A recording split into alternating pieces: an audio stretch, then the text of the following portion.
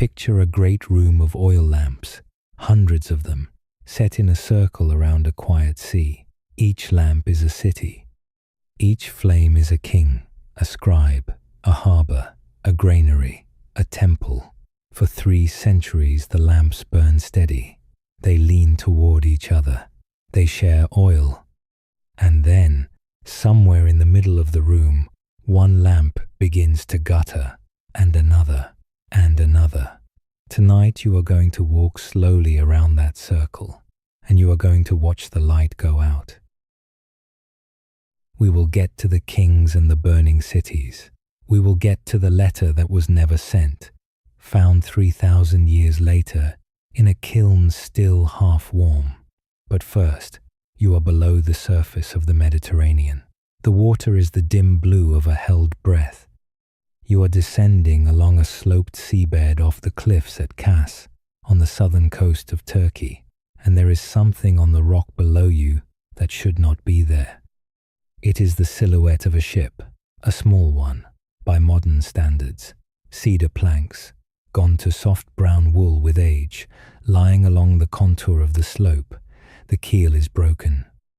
The cargo has spilled outward in a long sloping rake, the way seeds fall when a sack is tipped on a hillside. The wreck was found in 1982 by a Turkish sponge diver named Mehmet Çakır. He surfaced and described, to people who did not yet quite believe him, a pile of strange flat slabs with handles lying in rows on the seabed, each slab the size of an ox hide. The slabs were copper, 10 tons of it. And the ship those slabs had once filled was already, at the moment it sank, about 3,300 years old to you, and 3 centuries old to the world that built it. The vessel had set out, fully loaded, sometime around 1,320 BC. It never arrived. When the marine archaeologist George Bass and his team at the Institute of Nautical Archaeology began to dive the site, what they found, slowly, in season after season, was not a shipwreck. It was a snapshot. The lead excavator on the wreck, Cemal Pulak, spent years bringing it up, piece by piece. And by the time he was finished, you could lay every object in that hold on a long table, and you would be looking at a perfect cross-section of the late Bronze Age world. You are going to walk along that table now, slowly. There is no hurry. Nothing here is going to move.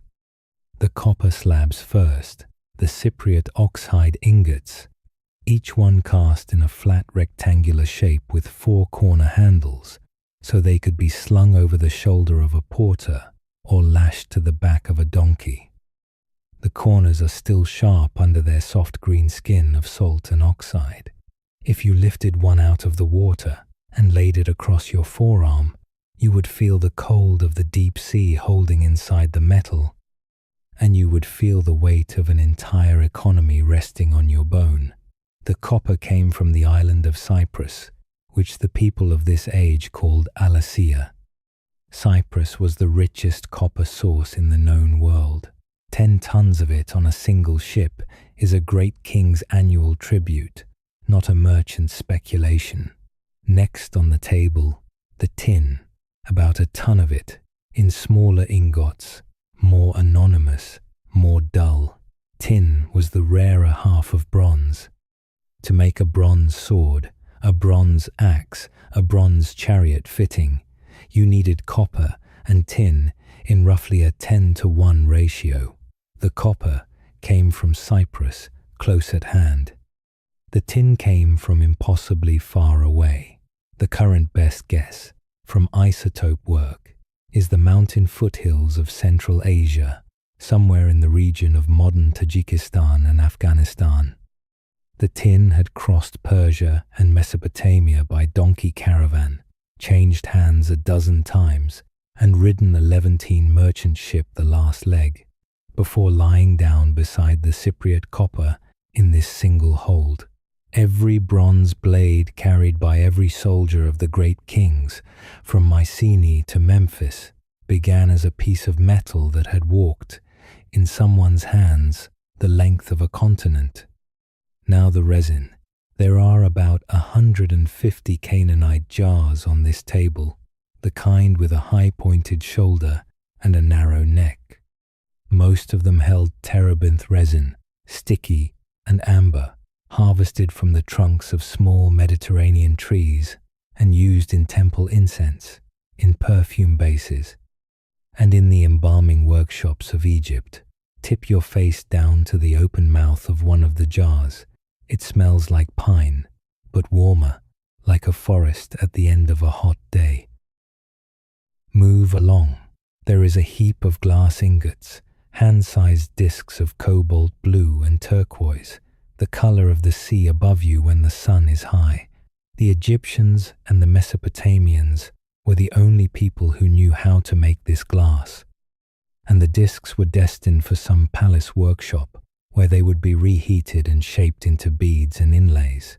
There is ebony from inland Africa, long dark planks, dense as iron, brought up the Nile and then carried by sea.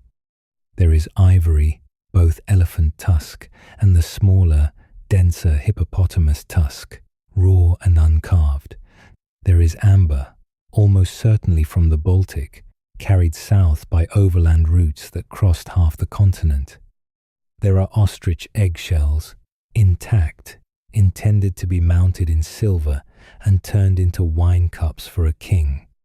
There are weights of every system in use around the Mediterranean, Egyptian, Mesopotamian, Aegean, Hittite, so the captain could trade fairly in any port.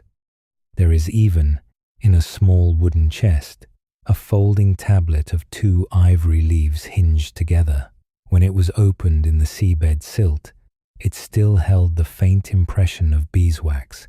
Somebody had been writing on it, we do not know what. And then, the small object that draws every visitor in any museum gallery where this cargo is displayed. A gold scarab, the size of your thumbnail, with the throne name of Queen Nefertiti pressed into its underside. By the time the ship sank, Nefertiti was already a generation dead. The scarab was an antique even on the day it was loaded. Somebody, on some Egyptian quay, had thought it worth sending. Stand back from the table for a moment. Take in what you are seeing. This is one ship, a medium-sized cedar hull that fitted, perhaps, 20 men. And inside that single hold are the products of at least 7 distinct civilizations, woven so tightly together that you cannot lift any one piece out without feeling the others move. The archaeologist Eric Cline has, in his work on this period, used a phrase that has become the standard way of describing the late Bronze Age world. He calls it a G8 of the ancient world. 8 great powers, in regular and formal contact, exchanging letters, brides, tribute and metal, in a network that stretched from the western Aegean to the foothills of the Zagros. The Uluburun ship is what that G8 looked like when it was packed for transit. We will come back to the broken keel of this ship and to what George Bass and Semal Pulak think happened to it. But first you need to understand the world it was sailing into. Because the question that carries the whole of this story is a small one, and it sits very quietly under everything that follows. How do you make a world this connected, this wealthy, this carefully written down? Simply stop. How do you make every great court around this sea fall silent, more or less together, inside 40 years? To begin to answer that, you cannot stand here in the ruin. You have to stand inside the world while it is still standing. You have to put your hand on the wall of a palace while the wall is still warm. So you are going to leave the seabed now, and the rake of slipped copper, and the still amber of the resin jars, and you are going to walk slowly inland, across the eastern Mediterranean, through 4 of those great courts before the lamps begin to gutter. You are standing on a hillside in the southwestern Peloponnese, the long-fingered land at the southern end of Greece. The sun has dropped behind the ridges to your west. There is still pale light on the high ground. Below you, on a flat shelf above the bay, lies the palace of Pylos. There are no cyclopean walls here. Pylos is unwalled. It does not need walls. Behind you, the hills are silent. The bay below is shallow and sheltered. The palace sits in the center of the shelf like an open hand. You walk down toward it. The outer corridors are narrow, plastered, the floor cool under your feet. You pass storerooms. In one of them, on raised stone benches, hundreds of clay jars of olive oil stand in neat ranks, sealed and tagged. The smell that drifts from the doorway is unmistakable. Olive oil, slightly fermented, layered with the dry sweetness of perfumed oils, rose, sage, coriander, iris, which the Mycenaean perfumers added in great cauldrons before the oil was decanted for distribution. Pylos exported these scented oils across the sea. Their bottles have been found as far away as the eastern coast of Cyprus and as far west as the Bay of Naples. You move deeper. You pass an archive room. Inside, on long wooden shelves, are small clay tablets, each the shape of a flat palm, each ribbed with horizontal lines of careful, tight signs. This is Linear B, the first written form of the Greek language, 600 years before Homer, used not for poetry or epic, but for stock-taking. The tablets in this archive record how many sheep are in a given flock, and which shepherd is responsible. They record how many bronze chariot wheels are in the palace store, fit or unfit for use. They record the daily ration of grain for the male and female workers of the palace, listed by trade and town. They record perfumed oil by jar and incense by weight. This is the bureaucracy of abundance, patient, meticulous, unhurried. Every quantity has its column, every name has its place. You turn a corner, and you are in the Megaron itself, the great hall. The room is rectangular, taller than you expected. The roof carried on 4 massive wooden pillars that step up into the dim height. In the center of the floor lies a great circular hearth, almost 4 meters across, the rim raised, the bowl filled with low, steady flame fed on olive wood and pine. The smoke rises straight up and out through an opening in the roof. The walls are painted. Griffins in red and ochre stand in heraldic pairs on either side of a doorway. On a long stretch of plaster, blue-tinged octopuses spread their tentacles across pale stone as if the room were submerged. To one side of the hearth stands the gypsum throne. The man who sits there is called the Times Wanax, the king. Around him, lining the walls on low benches, are the great men of the palace district, the priests, the officers of the chariot units, the holders of the larger estates. The fire in the hearth flickers low. The frescoes seem to breathe. There is an open-air world outside this room. Fields of barley and emmer, terraces of olive and vine, shepherds on the higher slopes, fishermen mending nets in the bay below. But all of it, every animal, every jar, every ingot, every spear point, passes at some moment through the inventory of this palace. The Times Wanax Times does not own everything, but he records everything, and in a system this finely tuned, recording is the same as controlling. You stay in the Megaron a moment longer. You watch the way the firelight moves on the painted octopus. You listen to the small dry sounds a scribe stylus in the next corridor, a single voice from the courtyard outside, a dog somewhere in the lower town. This is what a palace sounds like when nothing is wrong. You leave Pylos and you cross the sea. You are standing on a wind-cut plateau in central Anatolia, 1,000 meters above the sea you just sailed, in the middle of what is now Turkey. The air is thinner here, drier, colder. Even in late summer, you can see for many miles. Below you, a deep ravine. Above you, on the rising ground, a city of stone. This is Hattusa, the capital of the Hittite Empire. You walk toward it along a paved approach. 2 great limestone lions are set into the gate. Their mouths are open. Their stone teeth still bear the chisel marks of the sculptor. You pass between them.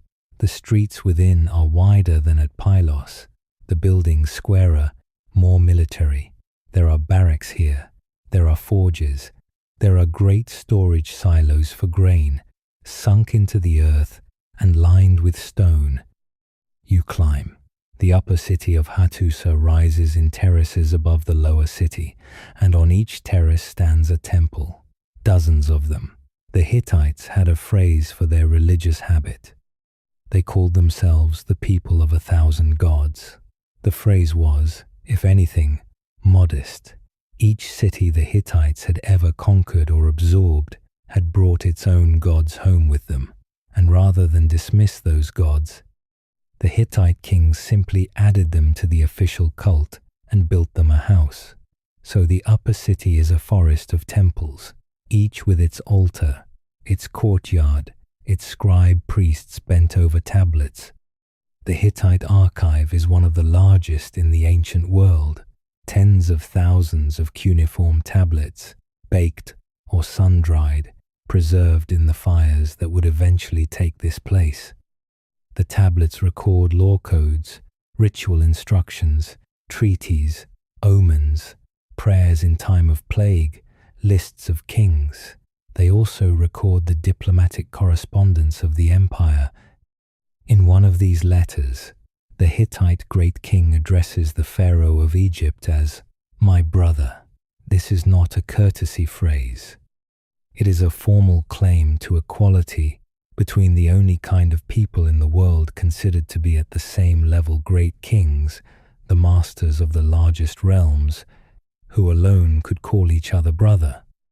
The Hittite king's brothers were the pharaoh of Egypt, the king of Babylon, the king of Mitanni when Mitanni still existed, and the king of Assyria. The letters that passed between these courts were written in Akkadian, on tablets, by professional scribes who traveled with the embassies. A letter from Hattusa to Pyramesses, the new capital of Egypt, could take a month. The answer might take a year. Nobody was in a hurry. The world that produced these letters expected to continue for a very long time. You stand for a moment on the edge of the upper city, and you look north. Out beyond the city walls, beyond the cultivated fields, you can see the dark line of the Pontic Mountains. From those mountains, in raiding parties of a few dozen men at a time, come the Kaska, a tribal people the Hittite kings have been failing to subdue for 2 centuries. The Kaska are too mobile to chase, too poor to threaten in the usual way, too persistent to ignore. They are the small, permanent wound in the empire's northern side. The wind off those mountains carries a thin coldness, even now in late summer, and you can feel, very faintly, that the empire is bigger than it can comfortably hold. You descend from the upper city and you cross south. You are now on the Levantine coast, on the long strip of land that runs between the eastern Mediterranean and the mountains of Lebanon and Syria. The air thickens, the light softens. You can smell the sea again. You walk into the harbour town of Ugarit, a city-state of perhaps 8,000 people, smaller than the great courts of the Hittites or the Egyptians, but rich beyond its size. The harbour at Ugarit is busy in the way only a true harbour is busy. Ships are tied along the stone quays. The hulls are dark cedar, freshly tarred. Hemp ropes the thickness of your forearm creak under the slow rise and fall of the tide. The air smells of pitch, of fish drying on flat stones, of cedar shavings from the wright's yard. of the sweet sharpness of myrrh from one of the merchant booths. From a low building at the back of the quay, you can smell wood smoke and the unmistakable iron blood scent of murex dye, the prized purple of the Levantine coast, made by crushing tens of thousands of small sea snails into a vat for a single robe. In the market behind the harbour you can hear, at any given moment, 8 or 9 languages: Akkadian, the diplomatic language of the age; Ugaritic, the city's own; Hurrian, brought down by traders from the north; Hittite, Egyptian, Cypriot, a pidgin form of Mycenaean Greek, in the mouths of Aegean sailors; the language of the Canaanite hinterland. You hear them as a single low hum, the way you would hear a river in flood from the bank above it. It is in Ugarit that scribes have done something quietly extraordinary. They have taken the cumbersome cuneiform script that the Mesopotamians used hundreds of signs, requiring years of training, and reduced it to a writing system of 30 signs, each standing for a single consonant. This is the world's earliest known alphabetic cuneiform. It is, in a deep sense, the grandfather of the alphabet you read with. Push that thought to one side for the moment. We will come back to it. It will matter, very much, in the long quiet after the fires. Ugarit has no cyclopean walls either. It relies on cleverness. It relies on being useful to too many people to attack. It relies on diplomacy, on tribute paid upward to the Hittites, on the careful management of every passing fleet. It is a city whose survival is entirely a matter of the network functioning as advertised. You walk back down to the quay. A ship is unloading. You see baskets of Cypriot copper come up over the rail, and stacks of pale, finely woven linen, and a small bound cedar chest sealed with the impression of a foreign signet. The sailors on the deck are sun-darkened and patient. A scribe stands on the quay with a wax tablet, calling out the count in 2 languages. The light on the water is gold. The harbour is doing what it has done, every day, for 150 years. You leave Ugarit. You cross south. You are now in Egypt, at Karnak, at the temple complex of Amun at Thebes, in the late afternoon. The Nile is a slow brown ribbon to the east, glassy in this hour. The temple is vast in a way you have to slow down to understand. You walk along the central axis.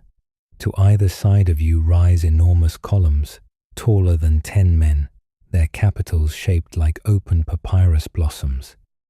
The columns are painted, top to base, in deep reds, greens, blues, and ochres. The hieroglyphs on the shafts are sharp and freshly cut. Some of them name the reigning king at the moment of your visit, Ramesses II. Egypt is the anchor of the network. It is the deepest, oldest, most stable of the great courts. While the Hittite Empire is 2 centuries old, and the Mycenaean palaces a little over 2 centuries old, Pharaonic Egypt has, by this point, been Egypt for nearly 2,000 years. The Nile floods every summer, predictably, and lays a fresh sheet of black silt over the fields, and Egypt eats. The granaries of Egypt feed the network. When there is famine in Anatolia, it is to Egypt that the Hittites write. In a quiet inner chamber of the temple at Karnak, and in a similar archive far to the north, in Hattusa, there exist matched copies of a single document.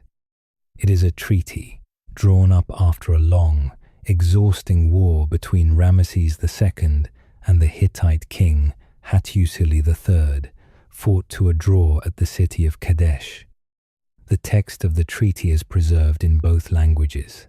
The 2 kings call each other brother. They promise to send back each other's runaway slaves and political fugitives. They promise mutual aid against rebellion. A Hittite princess is sent to Egypt as a royal bride, with an enormous dowry, and a second princess will follow her some years later. This is what peace looks like in the late Bronze Age. Two empires on opposite sides of a sea, with their kings carrying the same words. You stand for a long minute in the colonnade. The painted columns hold the heat of the day in their stone. A priest crosses the courtyard far ahead of you, with a bowl of water in his hands. From somewhere out of sight, the soft tap of a chisel cutting fresh hieroglyphs into a wall. You leave the temple. You stand outside, in the long warm light, and you look back at the painted columns, and you understand, in a way you did not before, the structure of the room of lamps. There is the Pharaoh in Egypt. There is the Hittite great king in Hattusa. There is, far to the east on the Tigris, the king of Assyria, expanding warily into the spaces left by the recent collapse of Mitanni. We will come back to the Mitanni. They are an early flicker out, a kingdom that vanished before the others, and which the rest of the network, looking back, perhaps should have read as a warning. There is the king of Babylon, lower on the Euphrates, the heir of an even older tradition. There are the times, 1x times es, of the Mycenaean palaces, Pylos, Mycenae, Tiryns, Thebes, Orchomenos, each one in its own valley, each one running its own version of the redistributive bureaucracy you saw at Pylos. There is the king of Alasea on Cyprus, presiding over the copper mines that feed every weapon in the network. And there are the Levantine city-states, Ugarit chief among them, with their harbours full of cedar ships and their markets full of language.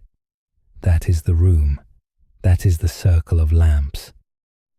8 great courts, if you count generously, perhaps 7 if you do not, and a constellation of smaller flames around the rim Cyprus, the Levantine ports, the Lucca coast on the southern Anatolian shore, the Aegean islands, the older Minoan harbours on Crete, now drifting under Mycenaean influence. The room runs, as a system, on a small number of things. It runs on grain, Egyptian grain to feed Hittite Anatolia in bad years, Anatolian grain to feed itself in good ones, Mycenaean grain to feed its own palace workers. It runs on metals Cypriot copper, Afghan tin, with iron still a curiosity rather than a tool. It runs on prestige goods, perfumed oil, ivory, ebony, gold, glass, lapis, amber, which flow between courts and keep the diplomacy in motion. And it runs on writing, Linear B at Pylos, cuneiform in Hattusa and Babylon, hieroglyphs in Egypt, the alphabetic experiment at Ugarit. Here is the thing you have to feel before we go any further. Each of these courts depends on every other one. The times 1x times at Pylos cannot make bronze without tin, and his tin is coming down a chain of caravans that starts in Central Asia. The Hittite king at Hattusa cannot feed his army in a drought year without grain from Egypt. The Egyptian pharaoh cannot get the cedar he needs for temple roofs and royal barges without the harbours of the Levant. The Levantine harbours cannot survive without the trade. The Cypriots cannot sell their copper without ships. The ships cannot be built without cedar. None of this is a problem when the system runs. The system is, in its full and healthy state, the most successful long-distance trading network the world has ever seen up to that point, and it has been running, recognizably, for nearly 3 centuries. But the same web that makes the system rich makes it brittle. If one strand snaps, the others have to take up the slack. If 3 or 4 strands snap at once, the whole pattern begins to come apart. Hold that thought lightly.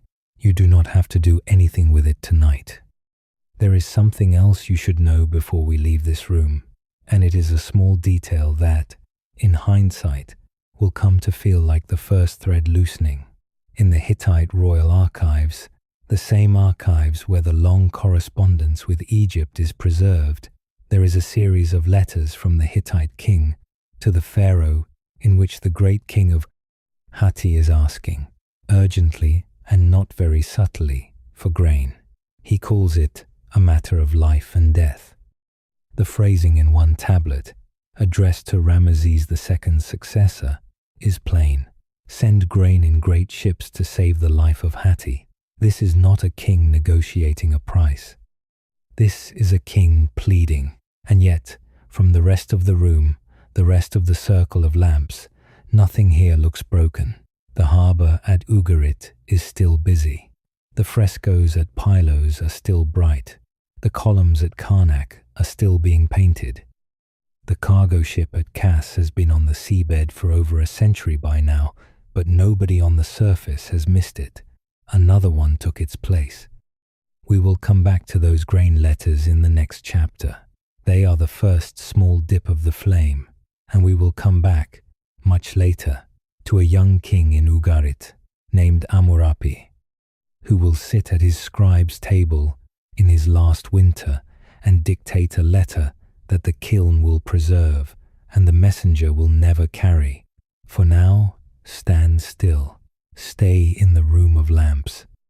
You are at Pylos. The hearth is burning low.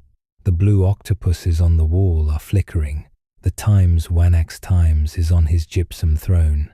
The scribes are recording the count of sheep. Olive wood smoke is going up through the opening in the roof. You are at Hattusa. The wind is cold across the upper city. A priest is feeding a small fire on a temple altar. The cuneiform stylus moves softly across damp clay. The lion gate's stone mouths catch the last light of the day. You are at Ugarit. The harbour ropes creak. The market is closing down. A merchant counts copper rings into a leather pouch and ties it twice. From a workshop, a faint hammer tap and the smell of pitch. You are at Karnak. The columns are red and gold in the long light. A priest crosses the great courtyard with a bowl of water in his hands. The Nile, beyond, moves so slowly it looks still. All of this is alive. All of this is working. The network is humming. The room of lamps is full.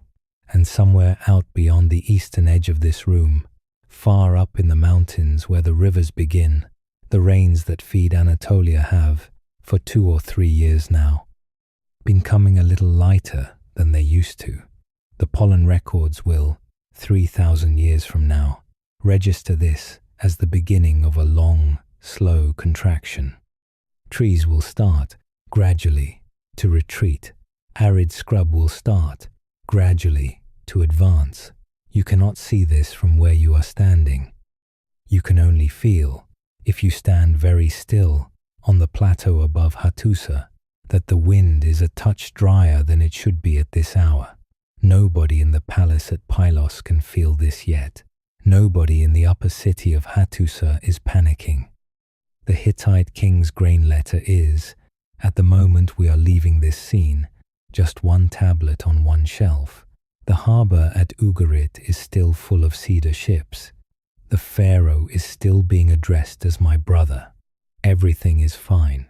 So then, why is the king of Hattusa, in a different room of the same archive, writing in his own hand to Egypt, asking for grain? The answer to your question does not arrive in a single morning. It arrives slowly, over decades, the way a long illness arrives. You will not feel it as a date. You will feel it as a change in your weather. So step out of the archive room for a moment. Leave the small grain letter on its shelf. Walk up onto the plateau above Hattusa, where the wind comes in over the open grass. You are still in that same world of lamps. The columns at Karnak are still being painted. The lion gate's stone mouths are still catching the last of the day. But the air on your plateau is changing, very gently, in a way nobody alive yet has the words for. For 2 or 3 years running, The spring rains have come a little lighter than they used to. Your shepherds notice. They do not say collapse. They say, the grass is thin this year. The wells are slow. The barley fields are coming in shorter. They have words for a bad year. They do not yet have words for a bad century. And it is, in fact, going to be a bad century. This is the place for you to slow down, because the cause we are about to name is the one that has the strongest evidence in front of it, and it is also the quietest one. It does not arrive with armies. It does not arrive with fire.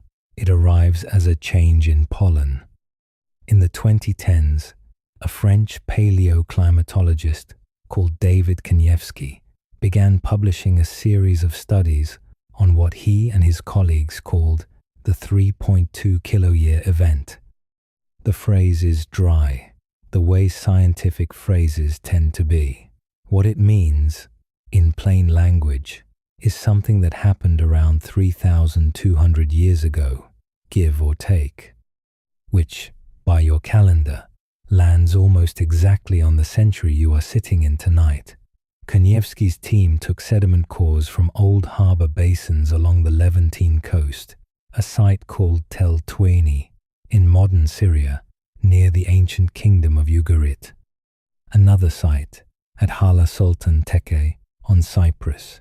They drilled down through layers of mud that had been deposited season after season, century after century, and they brought up cylinders of compressed time. Inside each cylinder of mud, suspended like dust in amber, were grains of pollen, oak pollen, olive pollen, cedar pollen, the pollen of grasses and arid scrub. Pollen does not lie. It tells you, in any given layer, what was actually growing on the hillsides upwind of that harbour in that particular decade, and what Kanievsky's cores showed was very clear and very quiet. Starting somewhere around 1250 BC, give or take a generation, the pollen of the trees that liked rain, the cedars, the oaks, the olives begins to thin, and the pollen of the plants that like dryness, the chenopod's, the thorn scrub of the steppe begins to thicken. The change is not sudden, it is patient. It deepens through one generation, then another, then a third. By around 1100 BC, the cores show a landscape that looks meaningfully drier than the one a great-grandfather would have walked through as a boy. Kanievsky put a number on the duration, somewhere between 150 and 300 years. A long, slow, grinding drought, pressing in on a world that had built its palaces around the assumption of reliable rain. Other cores, taken from inside Sorek cave above the Judean foothills, tell the same story through a different proxy. The stalagmites grow drop by drop, and the chemistry of each layer carries a fingerprint of the climate in the year it was laid down. The geochemists who read these stalagmites, Mira Bar Matthews, Avner Ayalon, others, find the same dry centuries written into the calcite. The Sea of Galilee sediment cores show it again. You do not need to memorize any of this. You only need to feel the shape of it. The point is that the science, when you assemble it, is patient and consistent. The Mediterranean, around the century you are sitting in, was getting drier and staying drier. And here is what that means inside your palace. The times Wanax times at Pylos does not store grain to be generous. He stores grain because his economy is centralized. The farmers bring in their harvest. The palace counts it, takes a portion for taxation and offerings, and redistributes the rest to the people who feed the system, the bronze smiths, the rowers, the perfumers, the scribes, the soldiers who keep your roads. In a good year, this works. The storehouses overflow. The bureaucracy hums. The Times Wanax Times sits on his gypsum throne, and the smoke of the hearth rises through the roof. In a thin year, this still works. The storehouses tighten, your rations shrink, your people grumble, but the system holds. In a bad year, the storehouses are emptied, and in a run of bad years, 5, 6, 7 in a row, the storehouses go down to the dust, and your times wanax, so authority goes with them. He is not the king of his people because of love. He is the king because he holds the grain. When the grain runs out, the throne becomes a chair. You can hear this happening, faintly, in the Hittite correspondence. There is one tablet, written by a Hittite king to a pharaoh, in which the phrase is plain: "Send grain in great ships to save the life of Hatti, a matter of life and death." The wording on another tablet uses almost exactly that phrase, life and death. This is not a king bartering, this is a king begging. The pharaoh sometimes responds. Egyptian grain ships are recorded sailing north to feed Anatolia, but you cannot feed an empire from another empire forever, especially when your own harvests are slipping too. We will come back to the Hittite kings last winter in a moment. But first, your second thread, because, as if a long drought were not enough, the ground itself was about to begin moving. There is a Stanford geophysicist called Amos Nur, who spent much of his career thinking about the way large faults release stress. Faults do not release stress evenly. They lock up over centuries, then let go, sometimes all in one place. Sometimes in a sequence, a great rupture transfers stress further along the line, which lets go a decade later, which transfers stress further along again, which lets go another decade after that. A chain of large earthquakes marching down a fault line. Nur called this an earthquake storm. Your eastern Mediterranean sits at one of the most seismically loaded places on the planet. The African plate pushes north against the Eurasian plate. The Arabian plate grinds against both. The North Anatolian fault is one of the most active strike-slip faults in the world. In the 20th century, that same fault produced a textbook earthquake storm of its own, a sequence of large quakes marching westward across the country from 1939 to 1999. You have watched, in your own lifetime, the kind of mechanism Nur was proposing. When Nur looked at the archaeological record of the Late Bronze Age, he counted the destruction layers in cities along the obvious fault lines, and he found a pattern that, to him, looked very much like an earthquake storm running across the eastern Mediterranean between roughly 1225 BC and 1175 BC.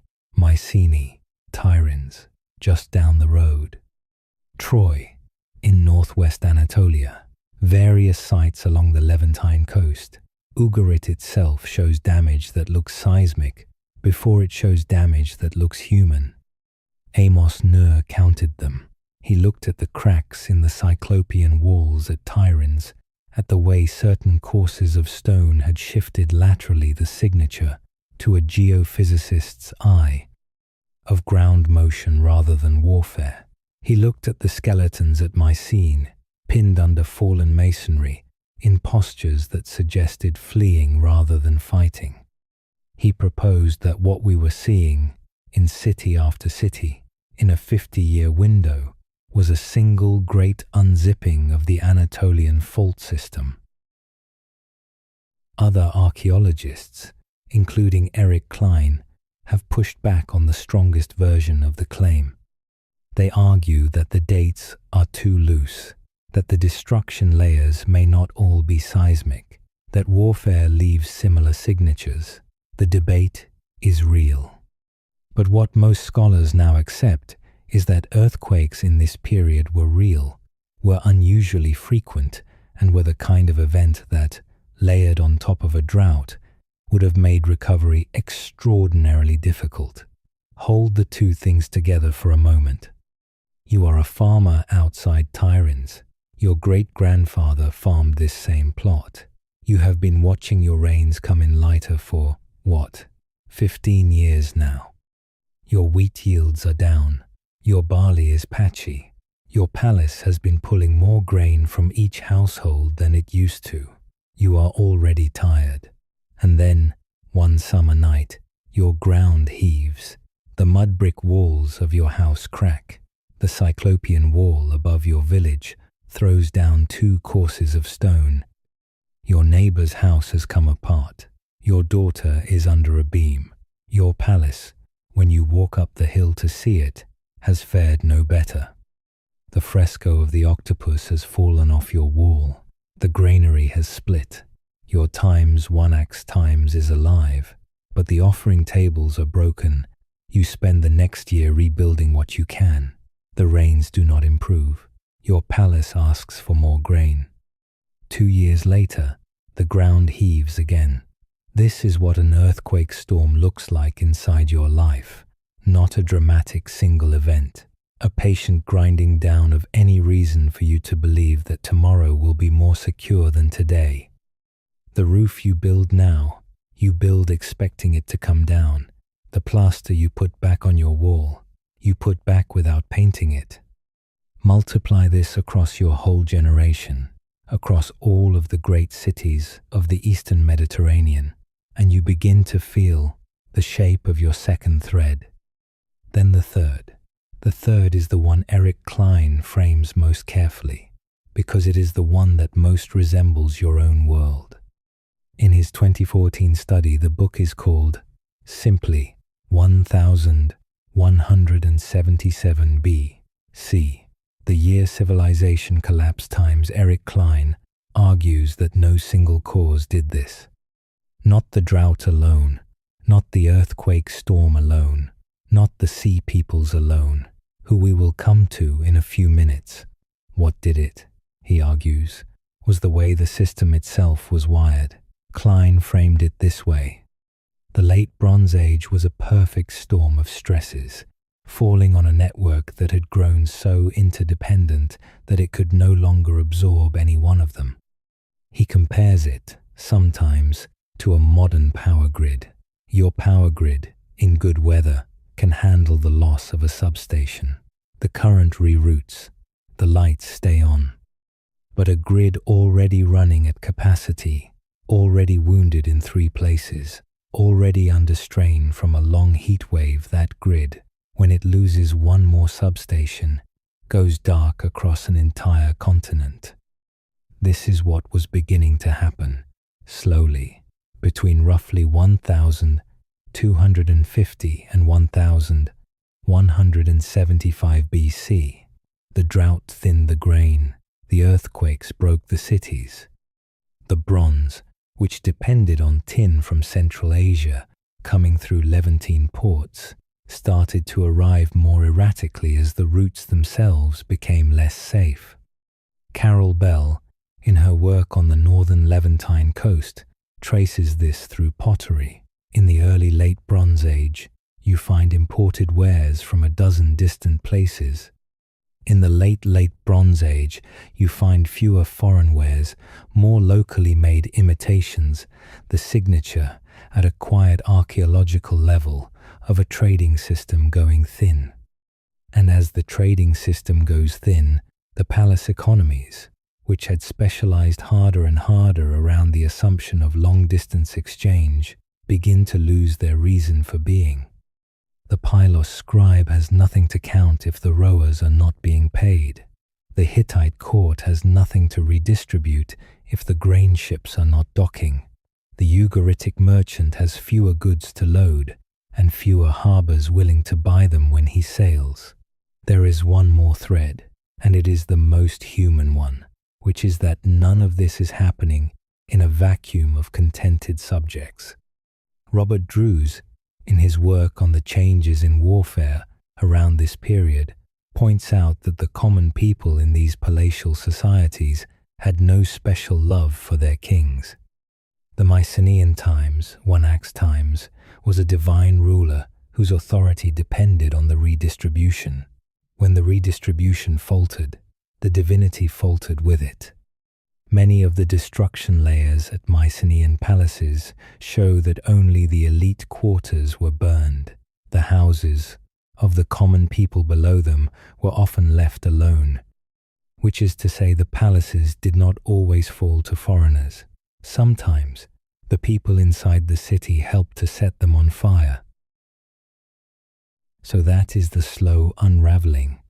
Drought, earthquakes, trade thinning, palaces losing the authority that depended on flow, and, on top of all this, on the very edges of the Hittite Empire, the constant wearing pressure of peoples like the Kaska, who lived in the northern hills and had spent 200 years bleeding the Hittite frontier with raids that the empire could never decisively answer. Hattusa, by the very last years before its fall, was a city that had been running on willpower for a long time. Let me take you up there, briefly, in the year before the fire, because the detail of what archaeologists have found in the upper city is one of the eeriest things in your whole story, and it is the detail that ought to follow you down into sleep tonight. Hattusa sits on a high outcrop of rock in central Anatolia, pine and grass and outcrop. The wind comes in cold off the steppe, even in summer evenings. The upper city of Hattusa was the religious and administrative heart of the empire, a district of temples, of priestly houses, of granaries and great storerooms, climbing up the hillside above the more domestic lower city. In the late 20th and early 21st century, the German archaeologists, who have been excavating Hattusa for over 100 years, most recently under Andreas Schachner, uncovered something that did not match the story of a city sacked in the night. When the upper city of Hattusa burned, it had already been emptied. The grain pits were empty. The temple inventories show that the precious things had already been removed. The portable cult objects, the silver and gold, the diplomatic archives that mattered gone before the fire. The great storehouses had been swept. In some of the temples, the cult statues themselves appear to have been carried out. This was not a sack, it was a withdrawal. The Hittite court appears. In the last years of Suppiluliuma II, the very last great king of the Hittites, to have made a decision. The decision was to leave, to take the treasures, the records, the gods, and to evacuate the high city. The lower districts were thinner anyway. Many had already drifted away in search of grain. Whoever set the fire, and we still do not know, set it in a city that had already been hollowed out.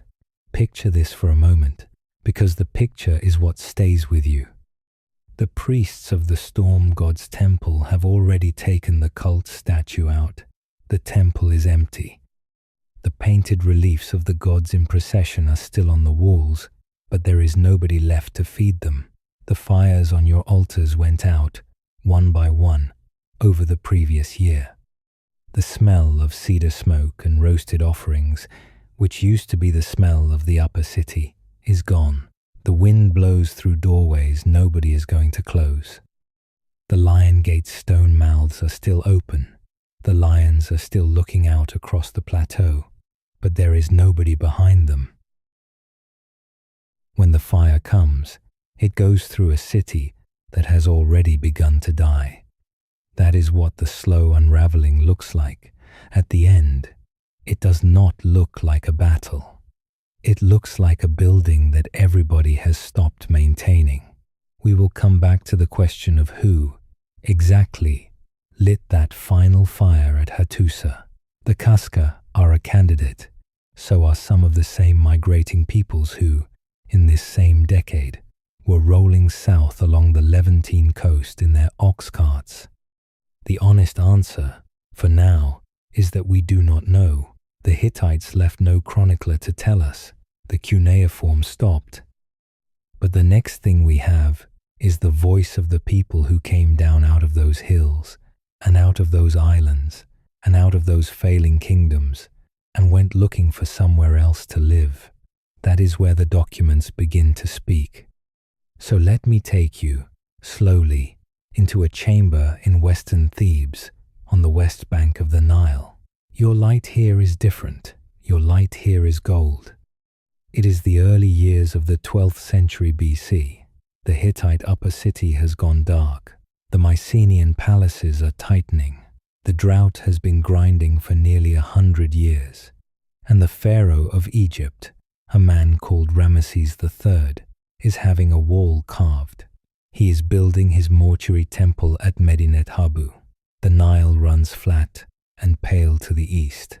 The columns are sandstone. The walls are vast, smooth surfaces of dressed stone, the kind that take a chisel beautifully.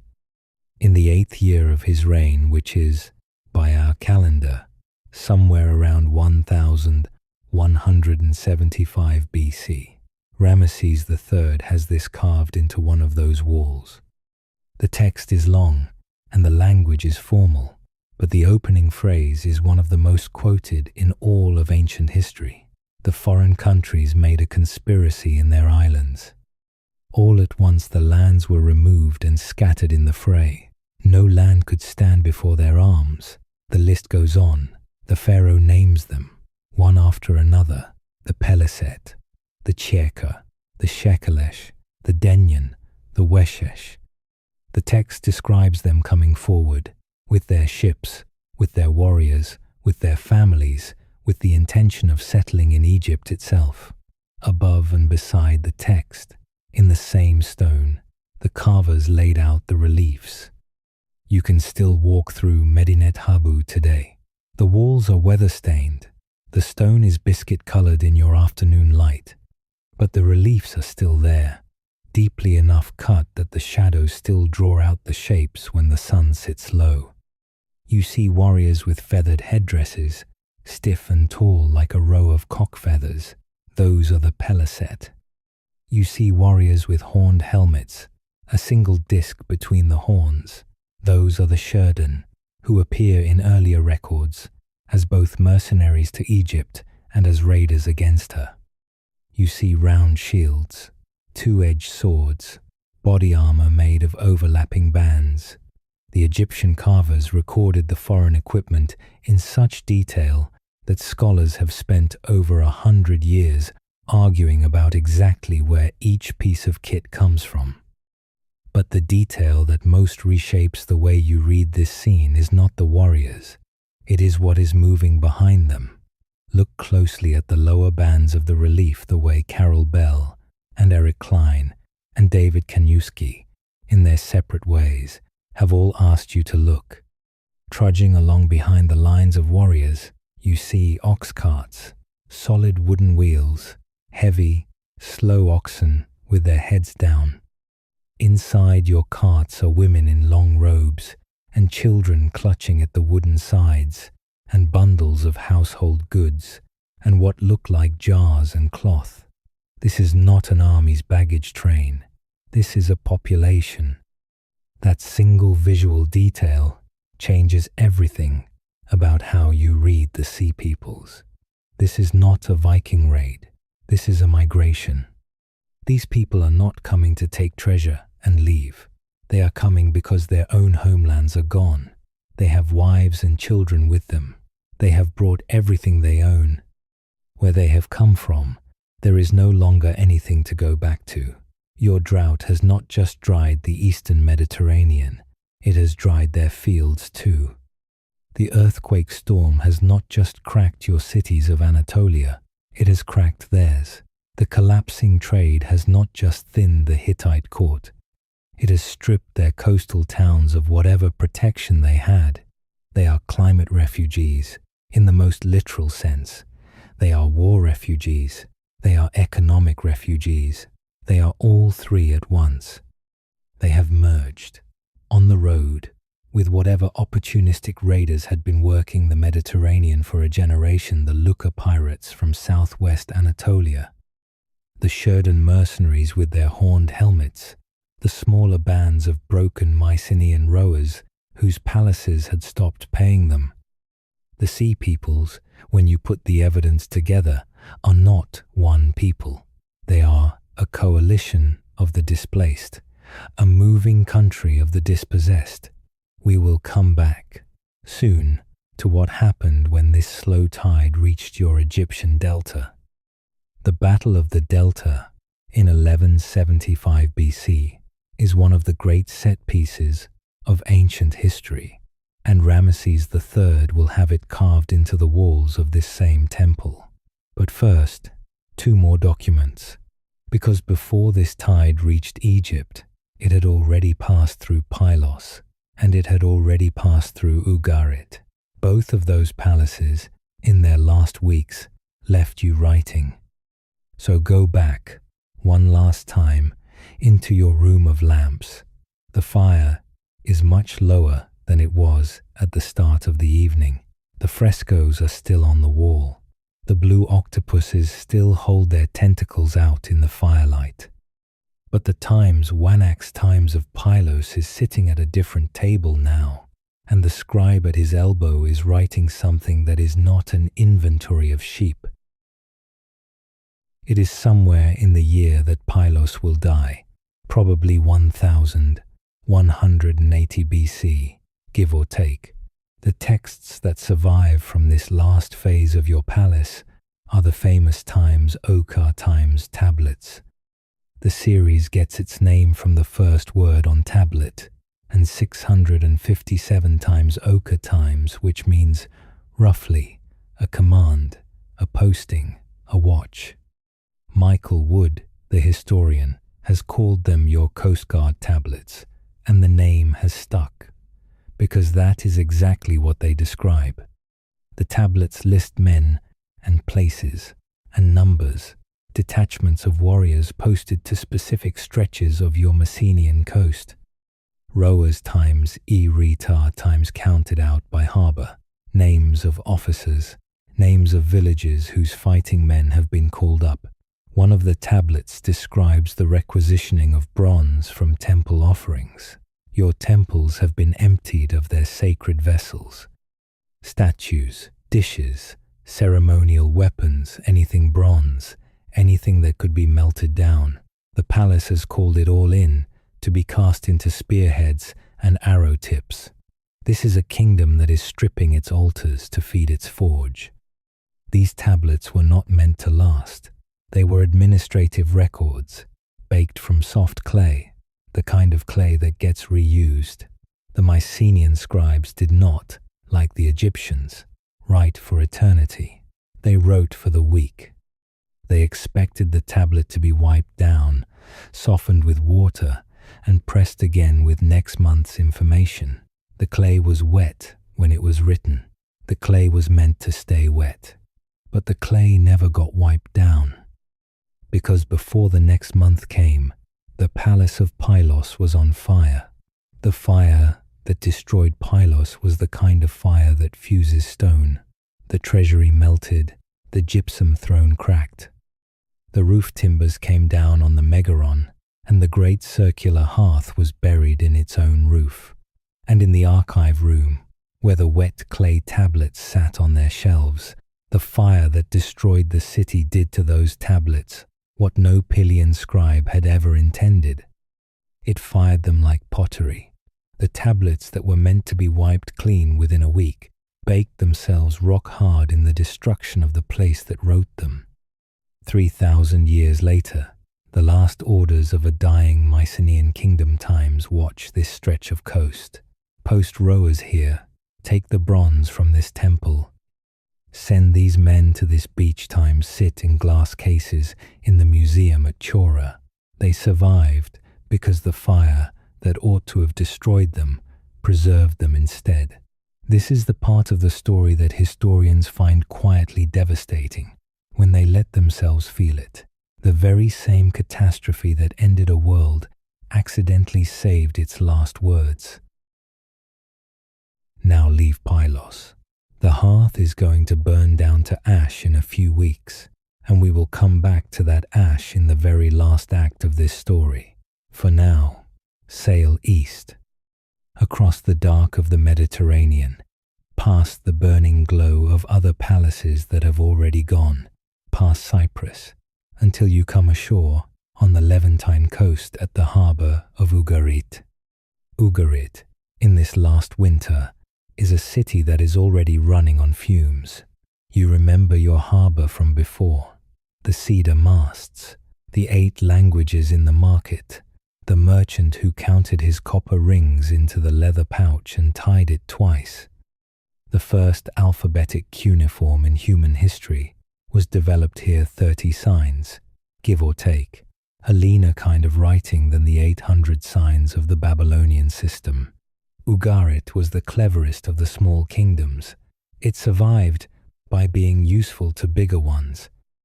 In this last winter, the king of Ugarit is a young man called Amurapi. The records do not tell you how young, somewhere in his 20s, possibly his 30s. He has inherited the throne in the worst possible year. His overlord, the Hittite great king, has demanded that Ugarit send its army north to defend the Hittite heartland. Amurapi has complied. He has sent his troops to Hatti. The Hittite king has also demanded that Ugarit send its fleet east to fight the Luca pirates who have been preying on shipping. Amurapi has complied with that too. He has sent his fleet to the Luca lands. His own city, in this last winter, has neither its army nor its navy. It has its walls, its harbour, and the people who live behind them. Then, on a morning whose date we will never know exactly, the ships appear on your horizon. A. Bernard Knapp, the archaeologist who has worked most carefully on the Ugaritic correspondence, has called what happens next one of the most poignant collections of writing in the ancient world.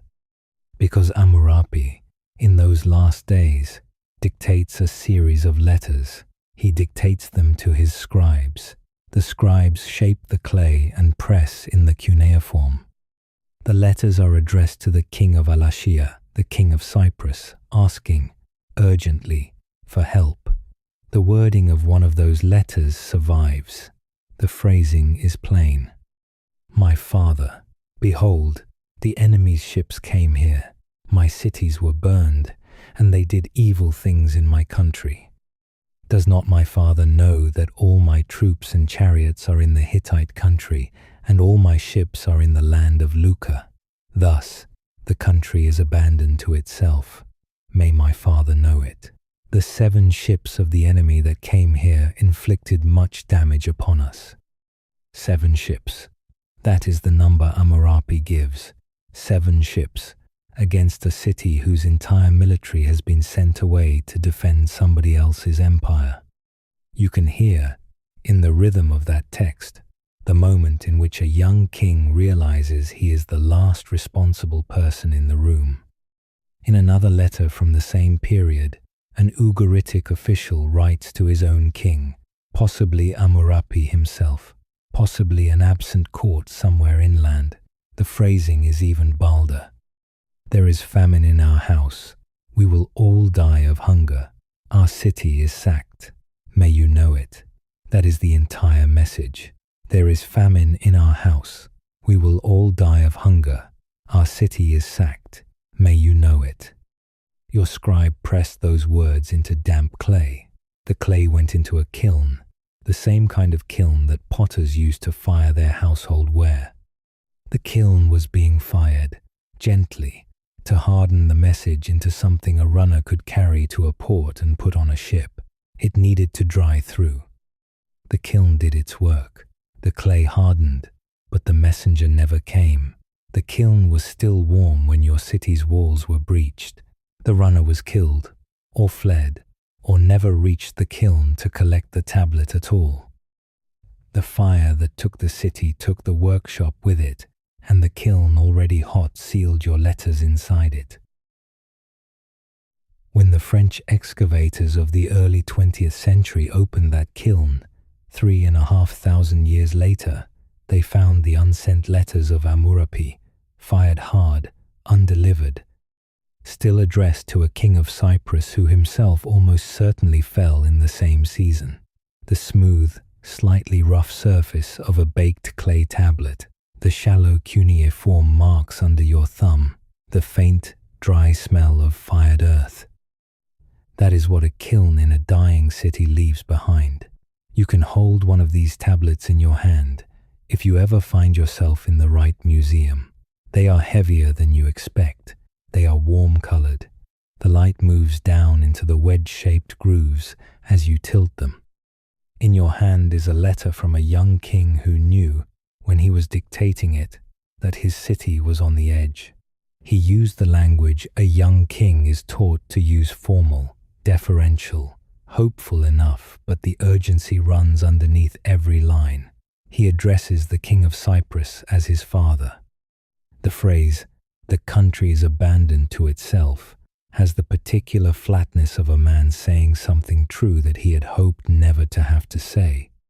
Ugarit, in the destruction layer the archaeologists peeled back, shows the marks of a fast end. The houses near the harbour burned first, then the inner streets. The palace, with its high cedar columns and its alphabetic library, went up.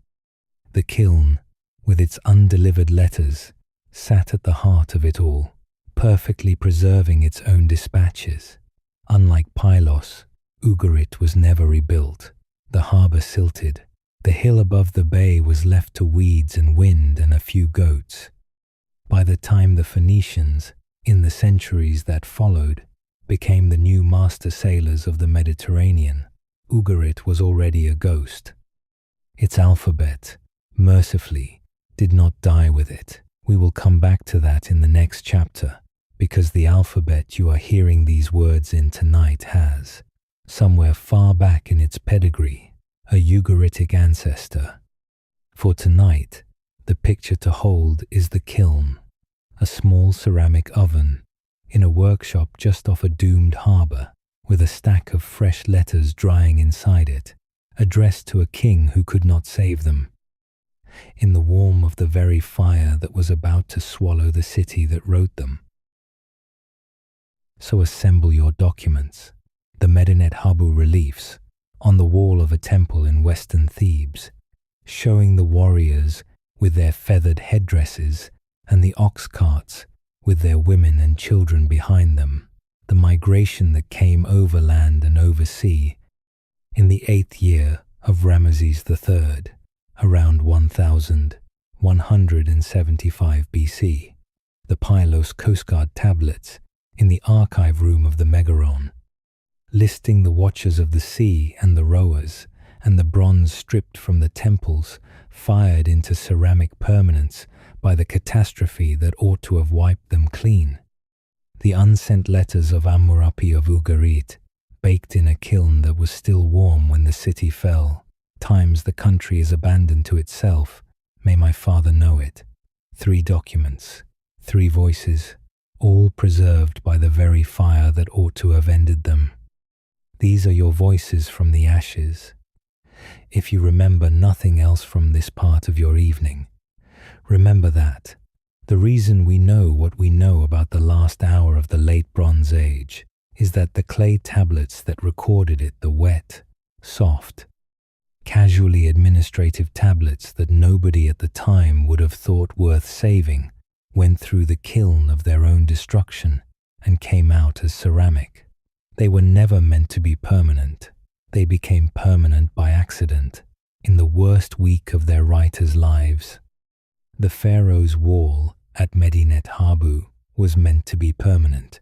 The propaganda of the great Egyptian temples was built for eternity, and the stone has done its job. But the tablets, the little notes between an Ugaritic king and a Cypriot one, the Pylos scribes' hurried list of coast guards posted to a beach, those were ephemera. They survived because the world they recorded did not. There is a particular kind of silence that lives in those museum cases when you stand close to them. A silence that has been keeping the words on the clay for 32 centuries and is not done keeping them yet. We are going to leave those tablets in their cases for now. The lamps around them are quite low. The glass holds the reflection of your face very faintly above the cuneiform. What you know for certain, at this point in your story is this: by somewhere around 1180, 1178, 1177 BC, give or take a season, give or take a king, the kingdoms of the Eastern Mediterranean are going out one after another. Hattusa is dark, Pylos is ash, Mycenae and Tiryns are wounded. Your Levantine coast is a string of burning harbours. Ugarit has gone silent. Megiddo has fallen. Alashia, on Cyprus, is overrun. The cargo ships of the kind that sank at Uluburun 3 generations ago are no longer being launched because there are no longer the harbours to receive them. The room of lamps, which you stood inside at the start of your evening, has lost 3 of its 4 corners. Only Egypt is still lit. The pharaoh, in his temple at Medinet Habu, has had his scribes carve the slow approach of the tide along the upper register of his wall. He knows, by the 8th year of his reign, what has come for the rest of your world. He knows that his neighbours are gone. He knows that the ox carts are moving south. He is preparing. The marshes of the Nile Delta, in this last calm winter before the storm, are full of papyrus and herons and slow brown water. Your archers of Egypt are being drilled along the banks. The grappling hooks are being made in the workshops of Pi-Ramesses. The boats are being readied.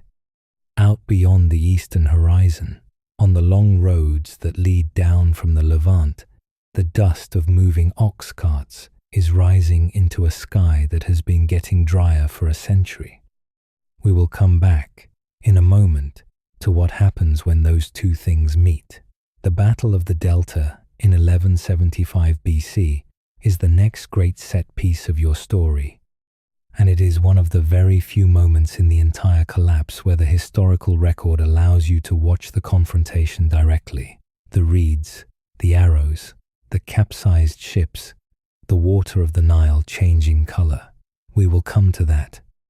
We will also come, after that, to what happens in the long centuries that follow, to the 400 years of silence your Greek world falls into after the times Wanax times of Pylos burns, to the slow drift of an alphabet out of dying Ugarit, into the hands of a new seafaring people who will, in time, carry its letters across to a peninsula in southern Europe and seed the writing system you know tonight, to the iron in the hills, which a metalworker without tin will, in his desperation, learn to smelt, and so begin a long democratization of arms and of farming that will quietly remake your world, and to a blind poet, 4 centuries from this winter, who will be singing about a war that the people listening to him will half remember as both true and impossible, a war whose palaces,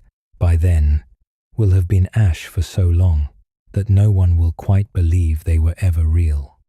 For tonight, for this part of your evening, leave the picture exactly where it is. Egypt is your last lamp. The dust of the ox carts is rising on your horizon. The young king of Ugarit's letters are sitting cold in their kiln, waiting for the French archaeologists who will not arrive for 3,000 years. The scribes at Pylos have already laid down their styluses for the last time. The clay is still soft on your shelves. The fire that will harden it has not been lit yet, but it will be lit soon, and when it is lit, it will not be put out by anybody who reads cuneiform. Out on the plateau above Hattusa, the wind moves through doorways nobody is going to close. The lions on your gate are still looking. And in the delta, the pharaoh's archers are being shown, again and again, the same disciplined volley, the same step back, the same knock, the same draw, the same release. The reeds along your bank are very still. The water moves so slowly it looks like it is not moving at all. Stay here a moment. The tide is coming. Stay with the reeds for a moment longer. The delta, in the last calm of winter, is a slow brown water, threaded through papyrus, and the herons stand without moving for you. And the archers of Egypt are drilling their volleys along the bank again, and again, and again. You can hear the soft snap of bowstrings being tested. You can hear the dry rustle of arrows being counted into bundles of 10. The grappling hooks are being laid out for you in long rows along the wooden decks of the Egyptian boats, their iron points blackened in the workshop fires of Pi-Ramesses. Somewhere, just out of your sight, a scribe is keeping a tally of every knock and every shaft and every coil of hemp rope. The pharaoh has had a long time to prepare, and you have come quietly to the bank to watch. What you are about to witness, in 1175 BC, is one of the very few moments in this whole long collapse where the record allows you to stand close enough to see the confrontation directly. Almost everywhere else in your story, the destruction layers speak only in ash and in fallen stone. At Hattusa, the tablets are silent. At Pylos, the times ochre times tablets log the watchers and then end. At Ugarit, the kiln preserves the unsent letter, and then there is nothing. But here, in the delta of the Nile, in the 8th year of Ramesses III's reign, you have a wall.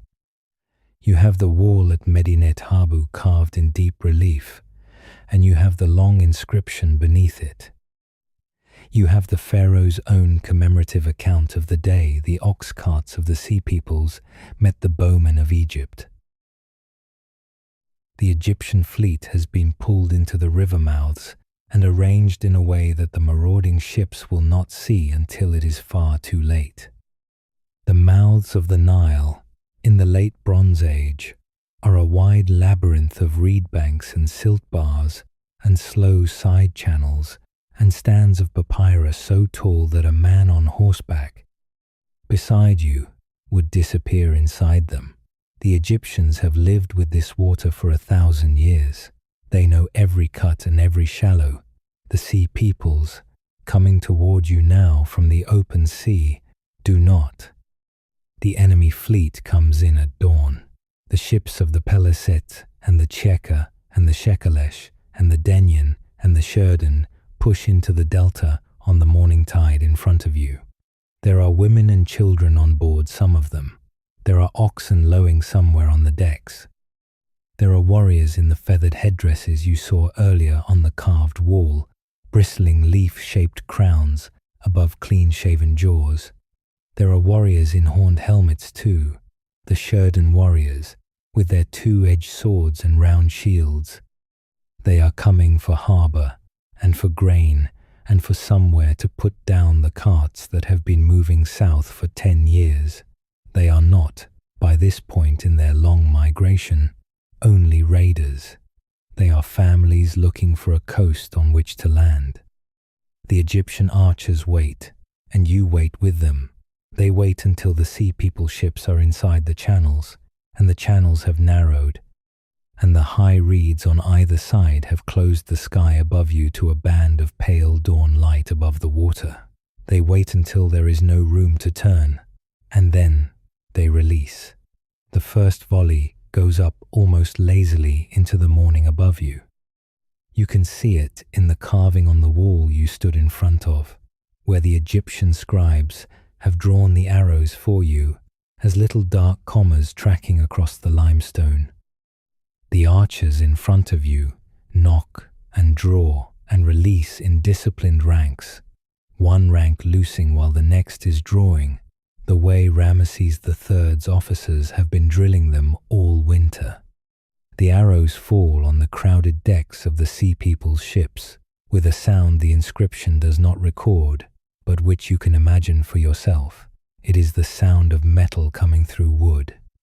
It is the sound of 1,000 small impacts arriving almost together. Now the Egyptian ships come in. They have been waiting in the side channels, hidden by the reeds beside you, and they push out into the main flow with their grappling hooks lifted high on their long poles. The hooks are designed for a single purpose.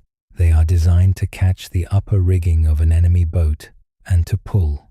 Egyptian boats, you can see, are low and broad. The sea people's boats are higher, top-heavy with their crowded decks. When you catch the rigging of a top-heavy boat with a hook at the end of a long pole, and a dozen men lean on that pole, the boat does not break free. It goes over. The Medinet Habu reliefs show you what comes next, with a strange and clinical patience. They show the sea people's ships in the act of capsizing. They show the warriors with their feathered crowns and their horned helmets falling sideways into the water. They show their swords going under. They show the women and children in their long robes falling too. They show the bronze armor pulling the bodies down. The delta water in 1175 BC, you remember, is shallow and silt-heavy and slow, and you do not need much weight to be held under by it. Most of those who go over the side of a capsized ship in the marshes do not come back up. The inscription beneath the relief is, in the Egyptian style, triumphant. Those who reach my border, out of their seed are not. Their hearts and souls are dead forever and ever. That is the language of pharaonic propaganda, of stone meant to outlast you and outlast every witness. But under the stone language there is a real day in a real river, and on that day, in front of you, the water of the Nile changes color. Bodies wash up against the silt bars and stay there. The arrows keep coming. The grappling hooks keep working. The Egyptian archers, on the bank beside you, do not stop firing until there is nothing left in the channel to fire at. By midday, with you still watching from the bank, it is done. Ramesses III has saved Egypt.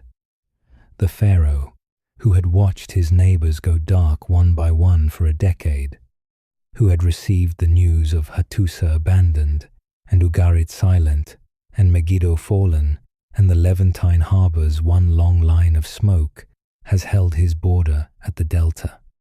He will go home from this, and have the whole battle carved on the wall at Medinet Habu, the wall you stood beside earlier. He will claim a complete and final victory, and on the day he claims it, that claim is true. But it is also, you are beginning to understand, the last triumph of its kind that Egypt will ever know, because Ramesses III has saved his country at a price his country cannot really pay. The Battle of the Delta has emptied the royal treasury. The grain reserves that fed his archers through the long winter of drilling have been drawn down to almost nothing. The bronze for the arrowheads has been requisitioned from every workshop in the two lands. The standing army has been kept in the field for a campaign far longer than any pharaoh has run before. And the world that used to send tribute up the Nile, the Levantine harbors, the Cypriot copper mines, the Mycenaean ships full of oil and pottery, that world is now, as you have seen, a string of burnt ruins and silent palaces. Egypt has won the battle and lost the network that made winning matter. Within a generation, Ramesses III will be dead. The historians who study him for you think, though the evidence is fragmentary, that he was assassinated in a palace conspiracy. Within 2 generations, the new kingdom is fracturing. The high priests of Amun at Thebes are running their own state in the south. The pharaohs of the north have lost their grip on the Levant. The grand temples of Karnak and Luxor will still stand, and the colonnades will still throw their long afternoon shadows for you. But the king inside the palace, you can see, is no longer the king of the late Bronze Age. He is a king of what your historians will eventually call the Third Intermediate Period, a long, dim, fractured stretch in which the pharaoh's authority slowly bleeds out into the desert. Egypt survived. But the survival, you can see now, was a slow kind of dying. far to the east of you, inland along the Tigris, the Middle Assyrian kingdom rode out the collapse better than almost anyone. The Assyrians did not depend, the way the coastal powers had depended, on the long thread of Mediterranean trade you have been mapping.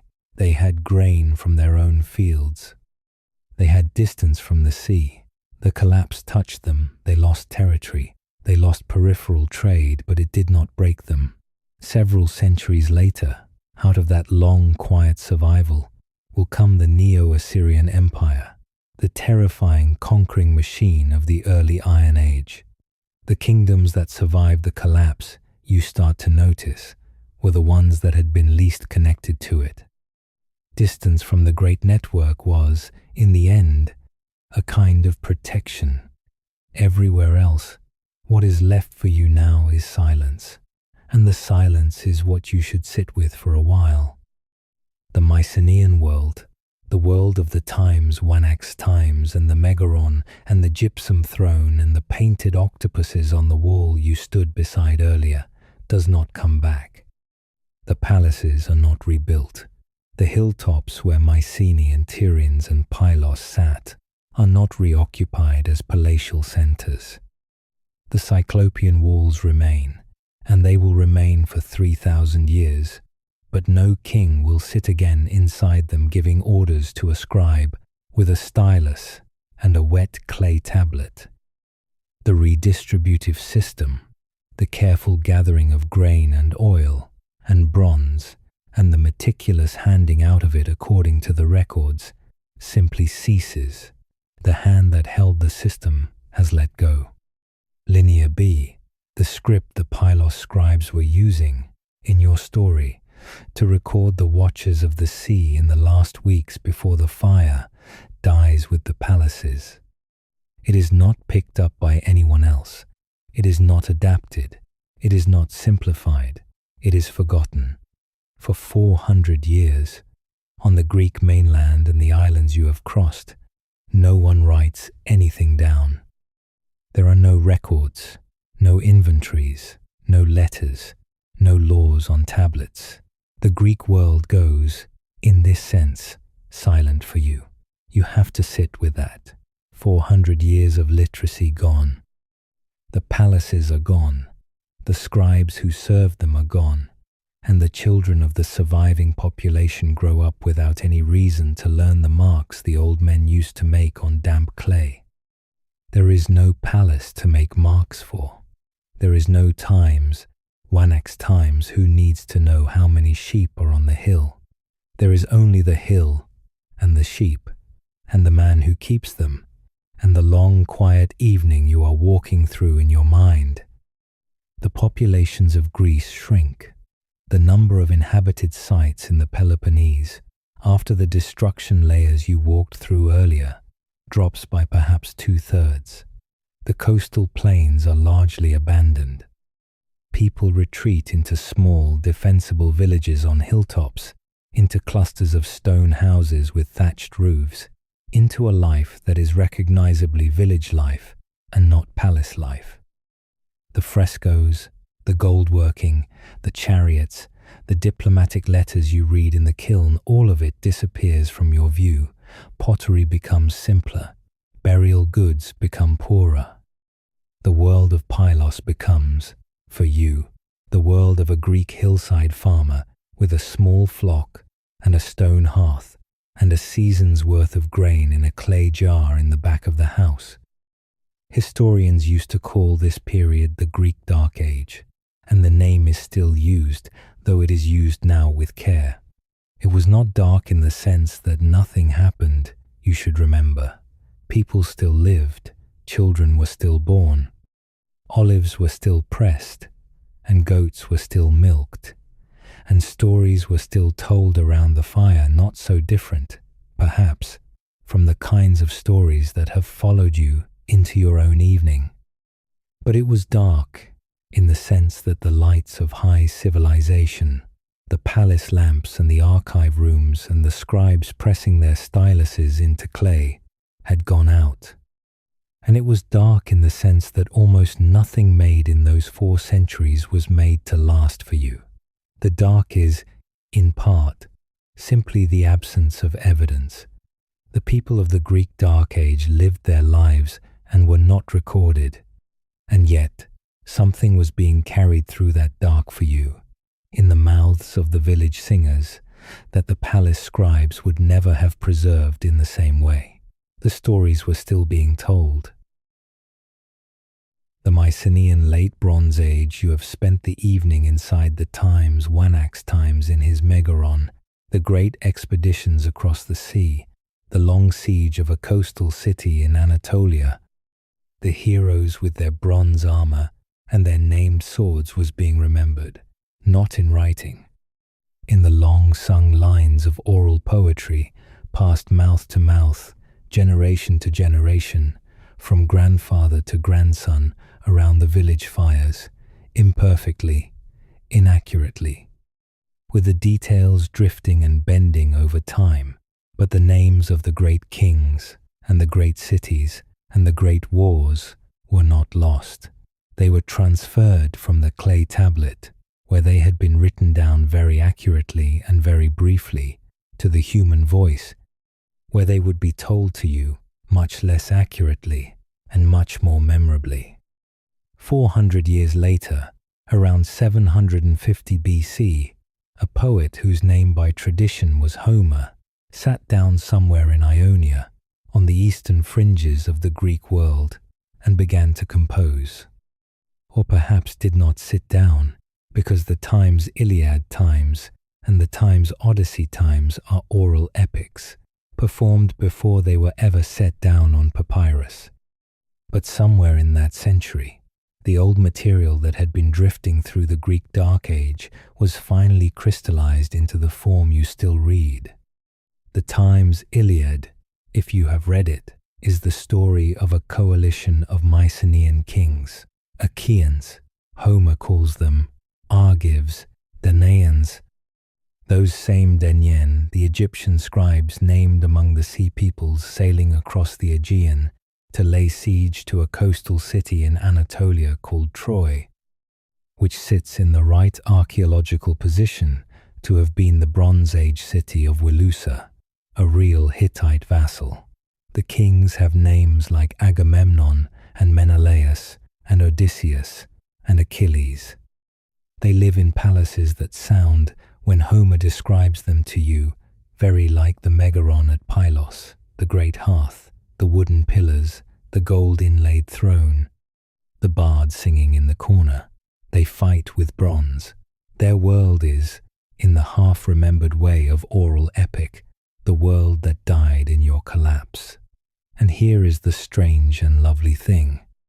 The people listening to Homer's Times, Iliad times in 750 BC could not actually believe, the way you can believe now, that this world had ever existed. The palaces were ash, and had been ash for 4 centuries. The Cyclopean walls, still standing at Mycenae and Tiryns, were so massive that the people of the Greek Dark Age had concluded they could not possibly have been built by humans. They must have been built by giants, by the Cyclopes. That is where the word comes from. The Greeks of 750 BC walked past walls their own ancestors had built and assigned them to mythical one-eyed giants because they could not imagine any human power capable of moving such stones. So Homer's audience listened to the stories of Achilles and Hector and the long siege of Troy the way you listen to any great myth, half believing, half not, hearing it as something between memory and dream. They did not know, the way you know now, that the heroes Homer sang about had been real kings sending out real ships to a real Anatolian coast. 400 years before the song was finally written down, they thought of it as the time's heroic age, a separate, brighter, more godlike time. The collapse, in other words, did its work so thoroughly that the world that came after could not even recognize the world that came before as having been the same kind of world. The Bronze Age, in Greek memory, became myth. The collapse erased the palaces. The poetry kept the kings. But Greek memory is only one of the strands that comes out of the long silence. Let your attention drift now to the other strand, the one that runs eastward from the Levantine coast, where Ugarit used to stand. Ugarit, as you remember, never came back. It was burned, and it was abandoned, and the sand and the dust of 3,000 years closed over it until French archaeologists arrived in the 1920s and began to dig it up for you. But the people of Ugarit, the merchants and the scribes and the sailors and the dye workers you walked the harbour with earlier, did not all die in the fire. Many of them simply moved.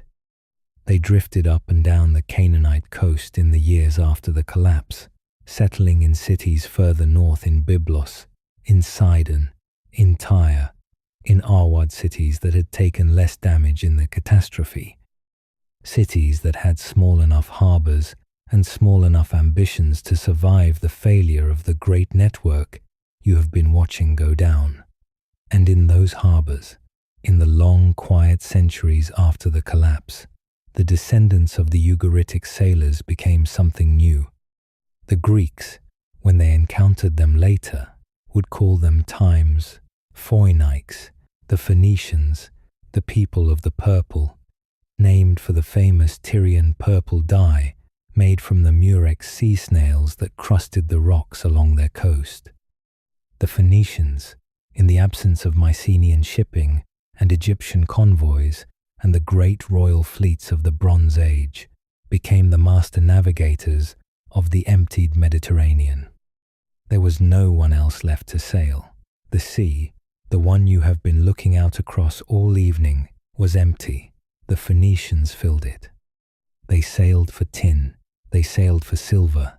They went west along the coast of North Africa. They founded trading posts on every island and headland they could find. They reached, eventually, the silver mines of Spain, and then, beyond Spain, through the Pillars of Hercules and out into the Atlantic, the tin mines of Cornwall in southwest Britain. They founded Carthage on the North African coast. They built the long, thin sea roads that the later classical Mediterranean would inherit from them, and they carried something else with them, something light, something that fit on a single sheet of papyrus, something the old Bronze Age scribes would have looked at and not quite understood at first. They carried, toward you, an alphabet. You have to understand what the writing systems of the Bronze Age were like, to understand what an extraordinary thing the Phoenician alphabet was. The cuneiform of Hattusa and Ugarit and Babylon, you remember from earlier in your evening, used hundreds of different signs. Some stood for syllables, some stood for whole words, some stood for grammatical categories. A trained Hittite scribe needed to know perhaps 600 separate signs in order to read and write competently. The Linear B of Pylos and Mycenae was simpler, but still required around 90 distinct symbols. Egyptian hieroglyphic writing used several hundred signs. Writing was the work of a small, specialized class. You did not pick it up in an afternoon. You spent years in a scribal school. You belonged, by virtue of your literacy, to the palace bureaucracy. The Phoenician alphabet, the one carried out of the ruins of Ugarit and refined in the surviving harbours of the Levant, used 22 signs. 22, each one standing for a single consonant sound, no syllables, no word signs, no grammatical determinatives, just 22 simple shapes that, in combination, could record any word in the language. A merchant could learn it in a week. A child could pick it up in a month. You could learn it in less than your evening. The act of writing was, with that one stroke, taken out of the hands of the palace scribes and given to anyone who needed to keep a record of anything. This is one of the quietest and most consequential revolutions in human history. And it happens because the great cuneiform palaces have collapsed, and the people left along the coast no longer have the institutional weight of a scribal bureaucracy to defend the old prestige-laden writing systems. The Phoenicians did not invent alphabetic writing. The seeds were already there in the alphabetic cuneiform of late Ugarit you saw, and in earlier Proto-Sinaitic scripts in the Egyptian turquoise mines of the Sinai. But the Phoenicians took the seed and planted it everywhere they sailed, and the seed grew. When the Phoenicians began trading with the Greeks again, somewhere around 800 BC, the Greeks looked at the 22 letters, and they recognized, with a kind of slow shock, what they were being handed. They adopted the alphabet, adjusted it for their own language by adding vowels, and within a generation or two Greek literacy began to recover, not the old linear B literacy of the palaces, which had been gone for 4 centuries. A new, broader, alphabetic literacy that belonged to merchants and farmers and ordinary citizens, the people you would have met in any market in the Aegean. The Greek alphabet, in turn, was carried west by Greek colonists and adopted by the Etruscans in central Italy. The Etruscans passed it to the Romans. The Roman alphabet, with a few modifications, is the alphabet you are listening to now. The letters in front of any book you have ever read are the direct descendants, by an unbroken chain of inheritance, of the 22 consonants carried out of the burnt harbours of the Levantine coast by Phoenician sailors in the centuries after Ugarit fell. The alphabet you read by is theirs. The alphabet you read by came out of the collapse you have been walking through tonight.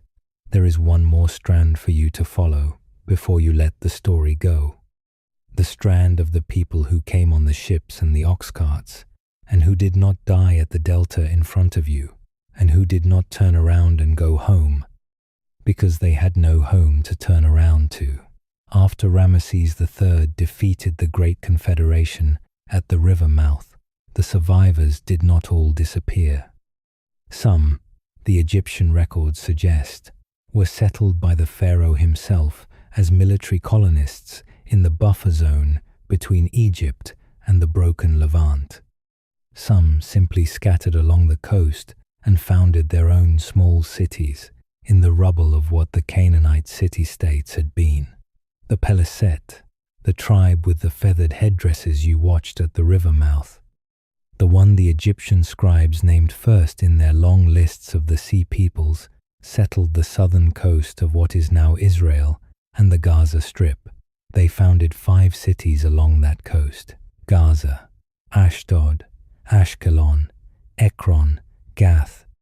These are the 5 cities of the Pentapolis, the League of the People the Hebrew Bible will later name, in the books you may have grown up with a slight variation of the Egyptian name, the Times Philistines. The Philistines of the books of Samuel and the books of Judges, the people Samson fought and David fought, the people Goliath came from. They are, as far as we can now tell from the archaeology, the descendants of the Aegean migrants who arrived on the Canaanite coast in the long aftermath of your collapse. Their pottery, in the earliest layers, is Mycenaean in style. They brought, in their long flight, the wreckage of the Aegean, and they planted it on a new coast and made out of it a new people. This is the pattern again, for you to notice. The collapse erases. The survivors carry pieces. The pieces become something else. In the rugged hill country of central Canaan, away from the Philistine coast and away from the old lowland cities, another new people was coalescing in the same long centuries. The archaeology shows the slow filling in of small village settlements in the highlands of what would later be called Judea and Samaria, terraced hillsides, stone houses, water cisterns, modest farms, and in those highland villages, over centuries, a confederation of tribes is taking shape that will, eventually, name itself times Israel. The earliest known mention of the name is on the Merneptah stele, carved around 1208 BC, 3 decades before the Great Destruction storm at the center of your story. After the collapse, when the lowland cities had burned and the Egyptian grip on the Levant had loosened, that highland people grew. The village count in the hill country goes from a few dozen settlements before the collapse to several hundred after it. The post-collapse silence gave it room. There is one more pattern to name for you.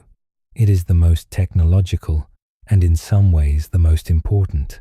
The whole architecture of the late Bronze Age, its kings, its palaces, its armies, its trade routes rested, ultimately, on bronze. And bronze, as you have spent the evening understanding, was a fragile metal, not in the sense that it broke easily. Bronze is hard, durable, beautiful, takes a fine edge. But it was fragile in the political and the geographic sense. To make bronze, you needed copper and you needed tin. Copper was relatively abundant. The great mines of Cyprus, the smaller workings of the Sinai. Tin was the problem. Tin was rare. The richest known sources of Bronze Age tin, you remember, were in the high valleys of Afghanistan and Central Asia, perhaps 2,000 kilometers east of the Mediterranean palaces that needed it. A king who wanted to arm an army of bronze spearmen and bronze charioteers needed a working international trade route, 1,500 miles long. He needed harbours, treaties, scribes to write the letters, ships to carry the ingots, other kings willing to let his caravans cross their territory. He needed, in short, the entire fragile network of the G8 you have been mapping in your head.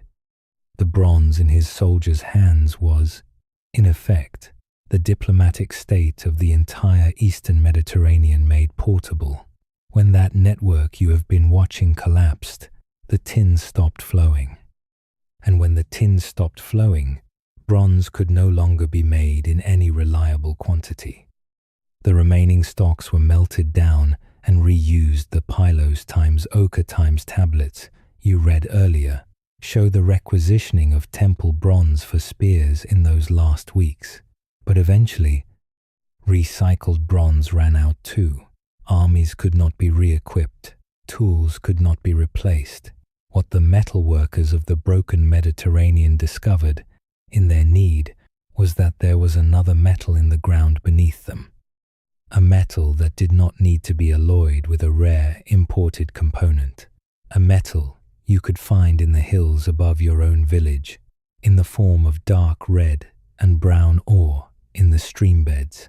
Iron. The technology of working iron had existed for a long time before the collapse. The Hittites you visited in Hattusa had been making small iron objects for centuries, ceremonial daggers, prestige items. But iron had never displaced bronze, because bronze was easier to work, and bronze production was already organized on an industrial scale. Iron was harder to smelt. It required hotter fires and longer firing times, and the laborious process of hammering the bloom and folding it and hammering it again to drive out the slag.